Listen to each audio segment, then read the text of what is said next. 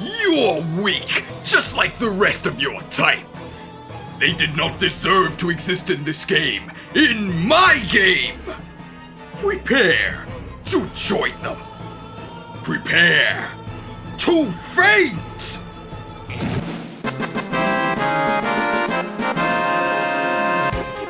Do you know what you just did? You've just taken your first steps into the Johto Starter Analysis! A hop, skip, and a jump from Kanto, the Johto region provides new adventures, new challenges, and new friends. These friends right here! How good are the Gen 2 starters? Let's finding out together with us. What are the criteria I'll be using? This analysis will be focused entirely on in-game performance in Gold, Silver, and Crystal. How well do these starters help you get from your house to the Hall of Fame and eventually the peak of Mount Silver? There's lots to see and do in the scenic Johto region, and we want to see and do as little of it as possible. We are going straight for the glory. Efficient playthrough, baby! No time to stop and smell the Roselias. That's a Gen 3 Pokemon. This isn't a strictly solo run, but I am assuming that your starter is the star of the show. Just pretend you're a 10-year-old again. Stuff every drop of XP you can into your starter and hope for the best. It's a Pokemon game, you'll probably still win. What makes a good in-game starter? Number 1, offensive stats. You want to see high speed and at least one high attacking stat, preferably both. If your HP ever drops below full past the early game, then something has already gone horribly wrong, because the ideal starter always goes first and one-shots. Number 2, dual typing. There's a reason why pure types tend to gain types as they evolve. It's because it's an advantage, most of the time. 2 types means you get twice the stab, or same type attack bonus. Dual wield! Dual types also tend to have deeper move pools, which is great, because to sweep the game, you're going to need... Number 3, good moves. You want strong, accurate moves as early as possible. All 3 of the starters will be making use of Return, which you can pick up in Goldenrod, but only on Sunday. Wish there was some way to set the time. Return is nice and all, but if you've ever played Gen 2, then you know that the in-game meta is basically Punch-Out. The Goldenrod City department store sells the Elemental Punch TMs, 75 base power of Fiery, Frosty, or Fulminous Fury for just 3k Poké Dollars a pop as soon as the 3rd gym. The Aberline is the boxing champ of the region, but anyone with arms is free to step into the ring. I'm sure all 3 starters will benefit from this mechanic.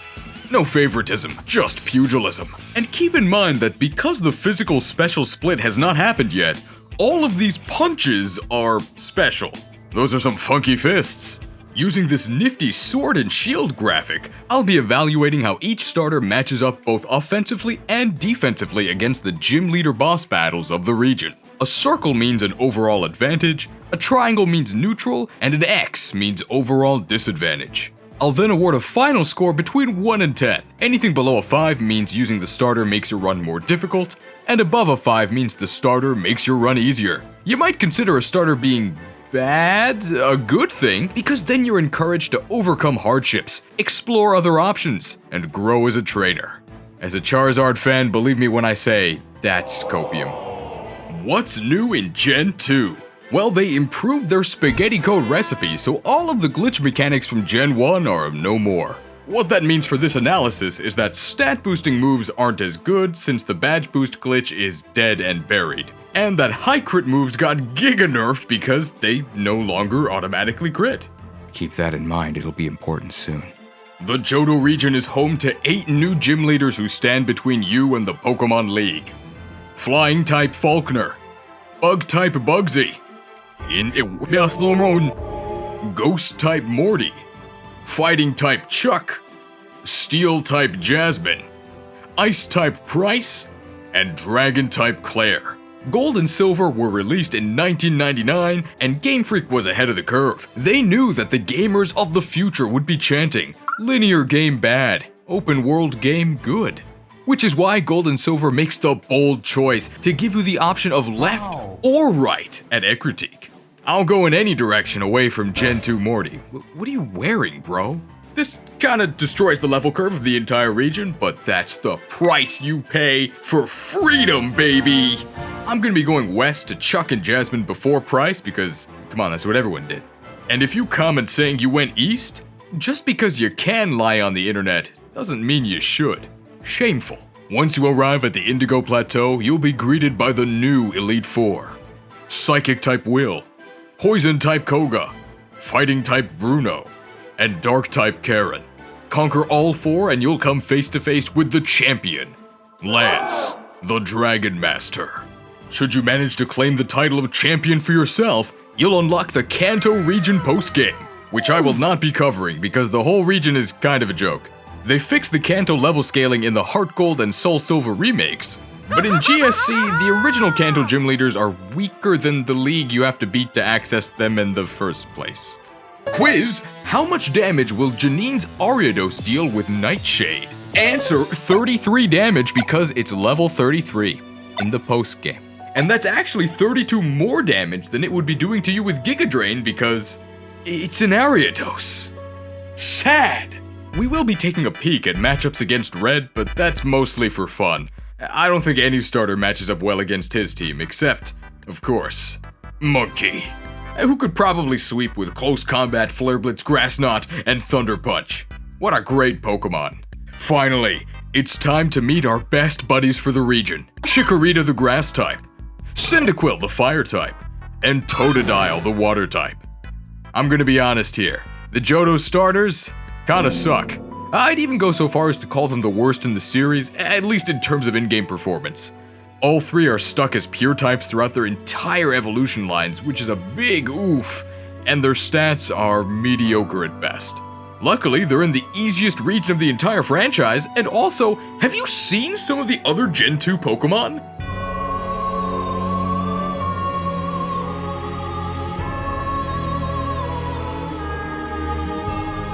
Yeah, I'll take my chances with the starters. We'll go in Dex order, so leading the charge is Chikorita. It's the Grass-type starter, so let's not beat around the bush. Chikorita is the worst starter in Pokemon history. Defensive, pure, Grass-type. You're gonna need more than aromatherapy to mask the stink of that description. The only other starter that comes anywhere close to Chikorita's level of ignoble assness is Snivy. And at least Snivy gets to go first when dealing no damage. To be fair, it's not entirely Chikorita's fault. I mean, it mostly is, but the Johto region hates grass types, as we'll soon see. The salad of suffering begins with that grass typing. You'd think there would be some parity between the three starter types, but nope. Fire and water are both really good, and grass is ass. It would take me about 15 minutes to explain exactly why, so I'll see you back here in 15 minutes, I guess. Chikorita evolves into Bayleaf at level 16, and this doesn't affect the rating, but what kind of a name is Bayleaf? This is a Seal tier name. They did the same thing where they just changed an A to an E. If you somehow reach level 32, I guess you can evolve into Meganium. It's got Mega in the name, but this thing's as Mega Blocks. Don't get your hopes up. In terms of base stats, they lean defensive, which is never a good thing for in-game, but I wouldn't call these unsalvageable. Just compare them to the King of Gen 1, and they're not that much worse. Gen 2 also uses the stat experience system instead of modern effort values. Without getting too in-depth, this means that over the course of your adventure, you'll get a significant stat advantage over your opponents, in a way that you really can't in the modern games. The real reason Chikorita belongs in the compost bin is the move pool. I hope you like grass and normal because that's all you're getting. You'll learn Razor Leaf early, but it's still too late. Without Gen 1 crit mechanics, Razor Leaf has lost most of its edge. What about Solar Beam? It's awful. 120 base power over 2 turns. You may as well just Razor Leaf twice, right? But what about the utility moves? Who cares? They don't do any damage. You don't need to heal or increase your defenses if you just kill the enemy in one shot, which Meganium never does. Body Slam is an option for decent power and a paralysis chance, but Return does more damage, so just use Return. What a cornucopia of options. You know you're in trouble when you're considering using Iron Tail and Mud Slap of all things, because what else are you gonna use? At least you get Earthquake near the end of your Johto journey? Okay, but what are you supposed to do against flying types? Wow, what a transition into the very first gym leader, Faulkner. Did I script this? Well, after bashing Chikorita for its entire intro, what did you expect other than to get walloped by the first boss? Pidgey and Pidgeotto are kinda pathetic, but so are you! They resist your best move, and Pidgeotto's Stab Gust will rip you apart. I guarantee you'll never hear that sentence again. Being backed into a corner so early might tempt you to consider unsavory tactics. For the low price of one Bellsprout, you can obtain an Onix named Rocky. Seems like a good deal, right? Excuse me, sir. Do you have a moment to talk about our Lord and Savior? Stop! Don't walk down this dark path. Instead, enter this dark cave. You want to beat Falkner and his hacked Pidgeotto? Just leave it to the dude. 35 more attack than that fraud Onix, and Geodude only gets buffer and buffer as he evolves towards the boulder. Second gym, Bugsy. We started at the bottom, and we're still there. Metapod is a free win. Whoopee. Kakuna is also a chump, but since you'll have to tackle it a few times, pack some antidotes to counter the poison from the incoming poison stings. Bugsy's ace, Scyther, is out for blood. Great job, Yoshi P. The new class is looking scary. Scythes are made for reaping grass, so the outlook is grim. The only reason you stand a chance is because Fury Cutter starts out at a laughable 10 base power. You've got about 3 turns to take Scyther out with tackles before Fury Cutter overwhelms you. You could also just squish Scyther in a single turn with a rock move. You caught a Geodude, right? Does anyone else think Whitney is overpowered? How can she be a normal type gym leader when this is literally Dark Souls difficulty?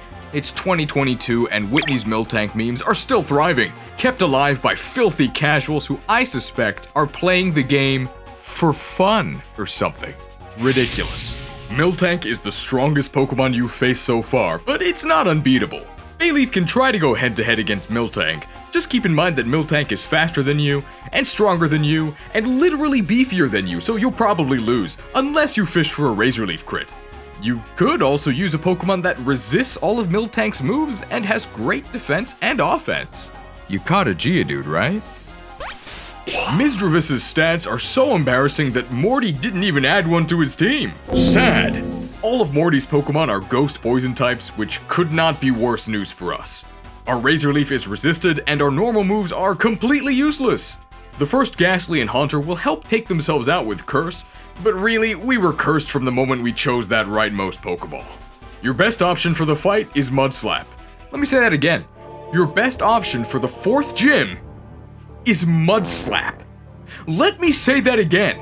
Your best option for the 4th gym is a 20 base power Mudslap. You caught a Geodude, right? You didn't listen. It didn't have to be this way. I told you what to do, and you didn't listen. Now look at you.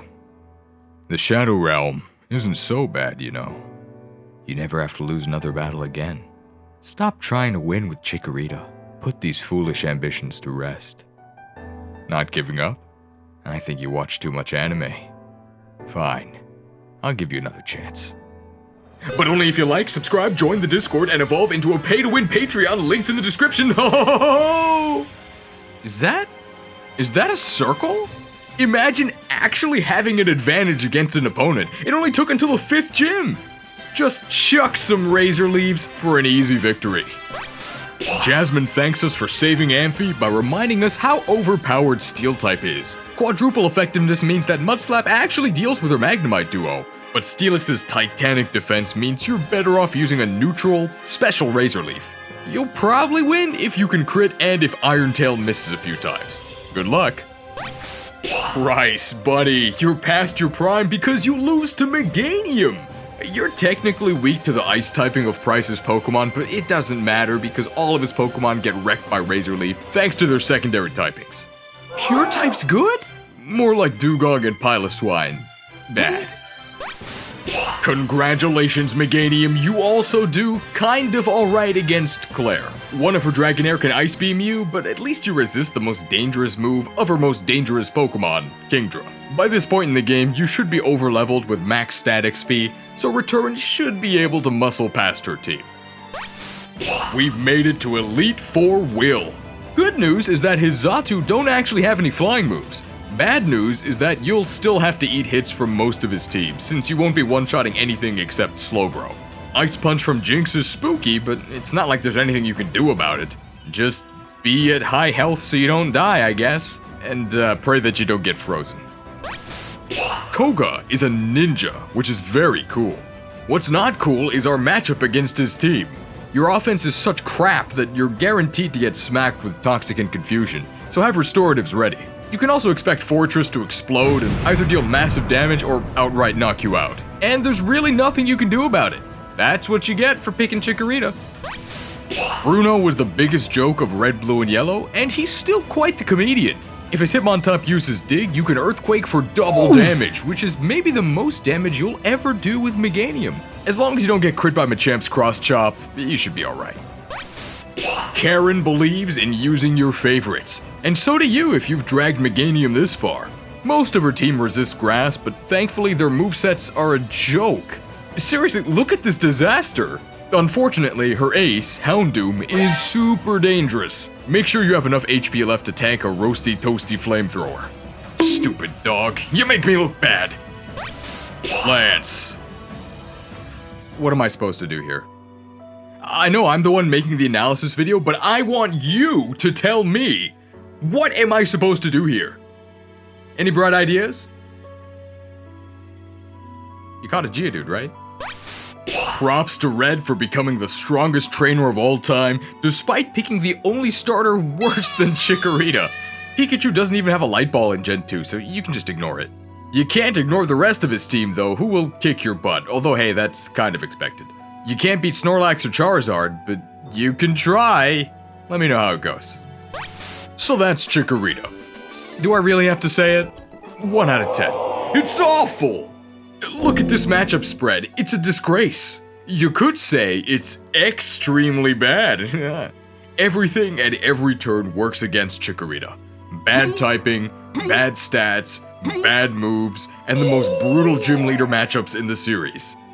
All that being said, it's okay overall. It's horrendous for a starter, but the starters are some of the best Pokemon in the game, so I'd still give it, like, a B? That's a passing grade. A dual typing would be nice. Where is the fairy typing, Game Freak? And people meme about every starter standing upright, but arms would be a huge upgrade for this chick. If only there was a way.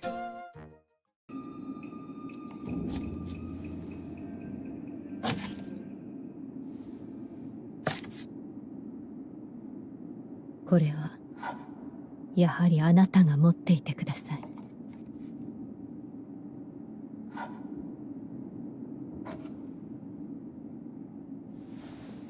また新しい忍びが力を求める時が来るでしょう。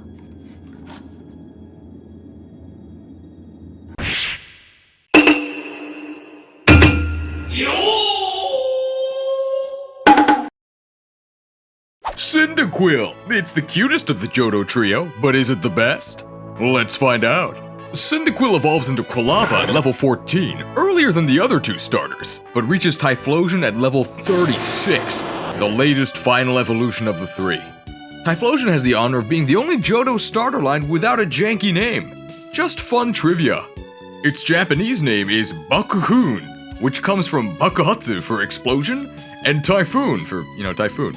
In the English name, they reversed the typhoon and explosion parts. Neat. These stats look pretty good, but don't they also look kinda familiar? They should, because they're the exact same as Charizard's. The entire Cyndaquil family has copy-pasted stats from the Charmander family. I believe this is the only example in the franchise of unrelated Pokemon having the exact same stats. The move pool is okay. Flame Wheel is weirdly delayed at level 31, even as a Quilava, and Flamethrower comes way too late to be used against anything other than Red.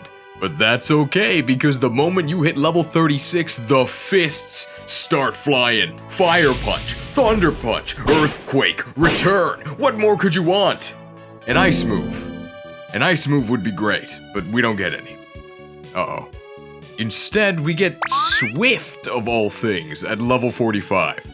With 60 base power, I don't think. That's a lot of damage! First up is Faulkner. I believe his Japanese name is Hayato. Have I heard that somewhere before? No, of course not. I didn't play those games. They don't even exist.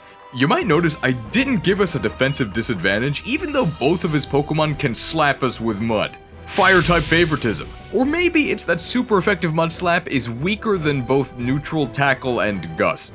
You don't need to worry, the super effective text doesn't actually kill you. The early Quilava evolution and easy peasy XP from Sprout Tower mean that Ember should get you through this fight. Next is Bugsy of Azalea Town. Turns out when you're not using Chikorita, Bugsy's a total pushover. Scyther might quick attack you. I think you'll survive. If any starter has reason to fear Whitney's Miltank, it's Cyndaquil. By the second hit of rollout, you're already taking an effective 120 base power of Bovine Beatdown. You can try to skill your way to victory with an Ember Burn and rollout misses, but this sounds like a good time to tag out for the boulder! Morty will be mortified to learn that Quilava fights dirty. Forget double slap, we've got triple slap. Triple mud slap, that is. Dig hits with a devastating 60 base power, the force of 3 mud slaps over only 2 turns. Now that's efficiency. Morty is free to curse all he wants. It won't even affect us during the invulnerable turn of Dig. Keep it E for everyone, pal. You can expect to earn your boxing gloves during the Lighthouse Ascent, which means by the time you step into the ring with Chuck, you're ready to bring the thunder. Zap 'em! Jasmine's specialty Steel type has only 3 weaknesses, and one of them is fire. For some reason, Steelix has Sunny Day? As if to atone for its past sins as Onyx by sacrificing itself as a Steelix. Press F to pay respects, and Fire Punch to win the battle. Smelt 'em! We're giving Price the senior discount on these knuckle sandwiches. Thunder for Seal and Dugong, fire for Piloswine. Dugong's kinda thick, so it might not actually die, but it doesn't have any water attacks, so it can't hit back anyway. Unfortunately, we never learned the Frozen Fist style, so Claire absolutely destroys us. Your hardest hitting option is Return, which is not gonna be scoring one-hit knockouts, and even the boulder gets soaked by Surf. Oh well, can't expect the game to spoon-feed us every victory. That's a hint, I'm telling you to use Kadabra. Where there's a will, there's an entire team weak to either Fire or Thunder Punch. That was easy.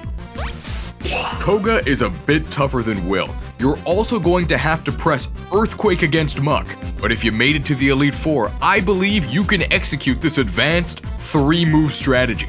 Crobat is super fast, so it might go first. And then what? You should be fine. Bruno is kinda scary. Did I really write that? All 3 Hitmons have weirdly high special defense, so they'll still be standing after a Fire Punch. Hitmontop can't actually do anything to you aside from set itself up to get destroyed by Earthquake, and despite Hitmonchan being the boxing Pokemon in a game all about elemental punches, 35 base special attack. Lol. Hitmonlee actually does meaty counter damage with high jump kick, and Onix can survive an Earthquake and has 2 different moves that help you learn that super effective text isn't lethal. The real threat is Machamp, who will likely survive a Fire Punch and strike back with a Rock Slide off of a 130 base attack, ouch! The fight takes place in a room, which means it's time for some spoons. The only Pokemon on Karen's team who won't instantly crumble to one of your attacks is her lead Umbreon. As long as you don't get wrecked by Sand Attack or Confuse Ray RNG, you shouldn't have too much trouble. Vileplume is one of my favorite Dark types, by the way, great team. It's Champion Lance. Is it a coincidence that the weapon of the Dragoon class is the Lance? His 3 honorary dragons all fall to Thunder Punch, but a neutral return isn't gonna cut it against his real dragons. You should just let Officer Jenny handle this one. Blatantly hacked, underleveled Dragonites, and the vigilante execution of a Rocket Grunt by unlicensed Hyper Beam. This guy's going away for a long time. Pokemon Trainer Red. Well, you have a better shot than Meganium, but how do you get past that pesky Snorlax? You don't, at least not with Typhlosion. Thunder Punch is nothing compared to Machamp's. Translated from Weeb, I'm suggesting you use Machamp's Cross Chop or some other strong physical attack. If you're feeling lucky, you could also try Dynamic Punch with Typhlosion itself. 50% of the time, it works every time. Alright, so did Cyndaquil make better use of its base stats than the OG Charizard did? Sure, but I'm still not excited about Cyndaquil's performance overall. The fights where Cyndaquil struggles, it really struggles, relying on bailouts from teammates or being insanely overleveled, which, to be fair, is pretty easy to do in Johto. Earlier Flamethrower and access to Ice Punch would boost Typhlosion a point or two, and where is the secondary typing game for— Well, that's nice. Just gotta wait 6 more generations. When you think of crocodiles, what comes to mind? Hideous shoes? The word crikey. How about bananas? What, you don't see the connection? Then you're not welcome at the Banana One yet. Japan and the world's only alligator and banana zoo/botanical garden/hot spring. This is a real place, by the way. It doesn't have anything to do with Totodile, but when else am I gonna mention this place?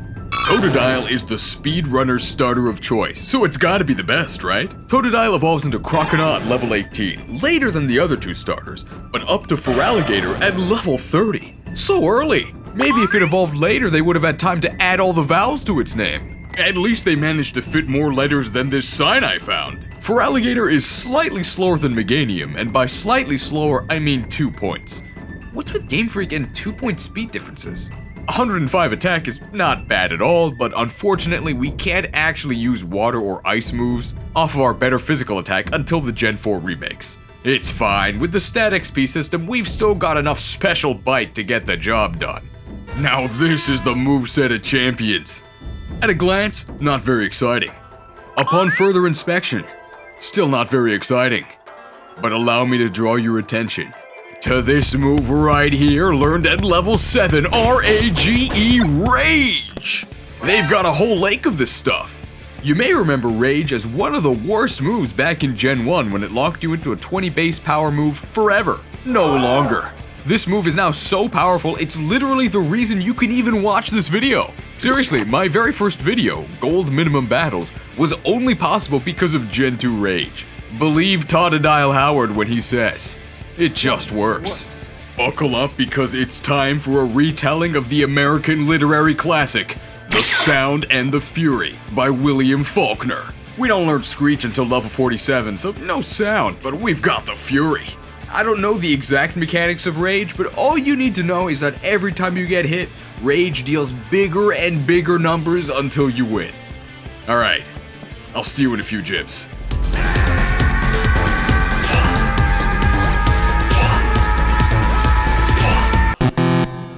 Ghost types are immune to Rage, which would be a bummer except that we can chat up some waifus, beat up a few evolutions, and gain access to Surf, a 95 base power stab move before the 4th badge. Wow!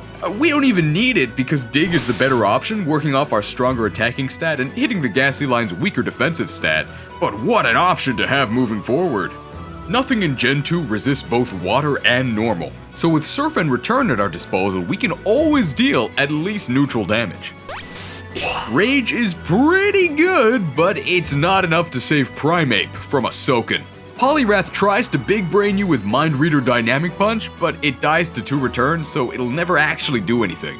And while we're here, Chuck, buddy, I know Bulk Up is a good move, and Snorlax is the best Pokemon in Gen 2, but at a certain point, you have to admit it's just an excuse. Get it together, bro.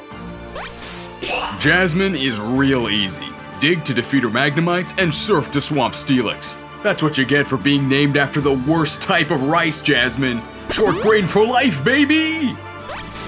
You don't have any attacks that can reliably break through Seal and Dugong in a single hit, but what are they gonna do to you? Rest and dream about how much better life would be if they weren't a Seal or Dugong? Piloswine just dies to Surf. Claire is the first time we get to bust out the frigid digits, the frosty fists, it's Ice Punch time! And you even resist Kingdra's best move, its own stab Surf. Keep this up, Feraligatr, and I've got some bananas with your incomplete name on them. The Elite Four kicks off once again with Will. 3 of his Pokemon can be sent to the Deep Freeze with Ice Punch, but Jinx and Slowbro put up some resistance. Jinx is incredibly frail and will fold to a return, but it's also faster than you and might sneak in a Psychic beforehand. Slowbro is not fast, but it'll take 2 returns minimum and hits back with Psychic. Just hope that none of those Psychics hit that special defense drop. Koga's team isn't dangerous, it's just annoying. That's his ninja way, I guess. With your better attack stat and moves, you'll have an easier time than Meganium, but it's not the free win that Typhlosion enjoyed. Return or Surf deal with Ariados, Venomoth, and Fortress, while Earthquake defeats Muck and Ice Punch downs Crobat. At some point along there, you'll probably get poisoned or confused, but you should still come out on top. Time to brawl with Bruno! You've got better physical stats than Typhlosion, and you're not weak to Machamp's Rock Slide, so I'm in your corner for this one. Use physical moves against the Hitmon trio, Surf against Onix, and your physical bulk should keep you alive against Machamp's Cross Chop as you go for the 2-hit KO with either Surf or Return. Your Karen matchup is the exact same as Typhlosion's. You can one-shot everything except her Umbreon, so pray for favorable Sand Attack or Confuse Ray RNG. See you in the next Karen challenge! Hey Lance, I hope you enjoyed bullying Meganium and Typhlosion, because Feraligatr is here to make the Dead Dragoon memes a reality. Your greatest obstacle is Gyarados. Very poetic because Gyarados way outclasses Feraligatr on pretty much every front. Once you smash through Gyarados thanks to being overleveled with stat XP, there's nothing Lance can do. Aerodactyl and Charizard both die to Surf, and Ice Punch against Dragonite? That's 4 times the damage. Will Feraligatr be the one to dethrone Red? I doubt it. You're gonna need a serious level advantage before your Ice Punch starts one-shotting Venusaur, and at the end of the day, it's gonna come down to a dynamic miss lottery against Snorlax. How lucky are you feeling? Is the CEO of Bethesda qualified to be the most powerful Gen 2 starter? I guess. Rage carries the early game, and you'd think Surf by the 4th gym would carry the rest of the game, but the stats just aren't there. Feraligatr can clear every battle on its own, but the fights devolve into messy hit trading. You might call that back and forth exchange gameplay? I call it suboptimal. I don't want 16 times the detail, Todd. I want 2 times the typing.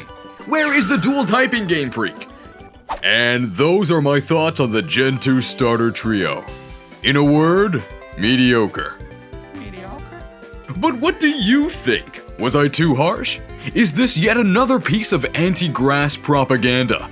Let me know in the comments below. I hope you enjoyed the video, and I also hope that you'll join me as we move to the Patreon Palace. Big thanks to the mighty Patreons who help keep me afloat and able to make longer videos like this one. I will now humiliate myself by reading these quotes that were submitted to me. Isaac and his mother lived alone in a small house on a hill. Life was simple, and they were both happy.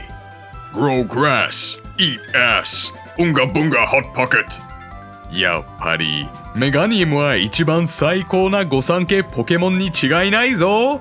Thanks for watching, everyone, and stay tuned for next week when I'll be dropping my Onix tier list. That's right, folks, I'll be ranking every Onix appearance from Gen 1 through 8, including spin-off titles. Say it with me now, everyone. All together now. Let's get on with Ix! I am legally obligated to inform you the video you just watched was sponsored by Big Charizard. Chikorita is actually the best Johto starter, 10 out of 10, 152 in the Pokédex, but number 1 in our hearts. Bleach is very dense. No kidding, you gotta study to understand Kubo's meaning of everything. From Nietzsche, Jesus Christ, Islam, Apocalypse Horseman, Ichire Shikon, among a lot of more stuff. People tend to think Bleach doesn't make sense, or it's boring. When it's very complex to understand, people don't actually get the meaning and analogy on Kubo Taite's work. Most people just focus on blood and punches and complain about Ichigo getting power-ups without training. Urahara says hi, Yoruichi says hi, Vizard says hi, Royal Guard say hi, Ishin say hi, Ginjo say hi, etc, etc. But this is not the main focus of the post. It's how people just ignore, unconsciously, the density of the manga and the story. Thanks again for watching, I hope you enjoyed, and I hope to see you in the next video. See you!